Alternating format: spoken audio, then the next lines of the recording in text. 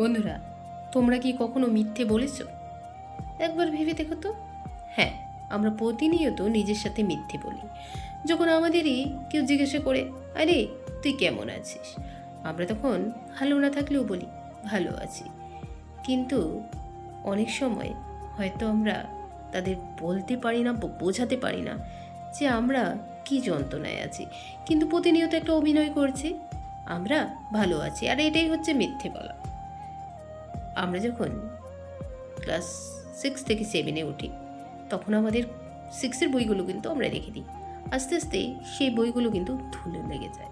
তেমনই আমাদের জীবনটা, প্রতিটা ধাপ, প্রতিটা যুদ্ধ, প্রতিটা সংগ্রাম, আমরা ভালো না থাকলেও মানুষকে আমাদের বলতে হয় ভালো আছি। কারণ আমরা যদি কাউকে ভালো না বলি, তাহলে সে আমাদের উইকনেস বা দুর্বলতার ফায়দা নেবে।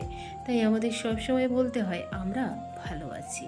আর বন্ধুরা, তোমাদের আমার ভিডিওগুলি কেমন লাগে এটা অবশ্যই সত্যি বলবে।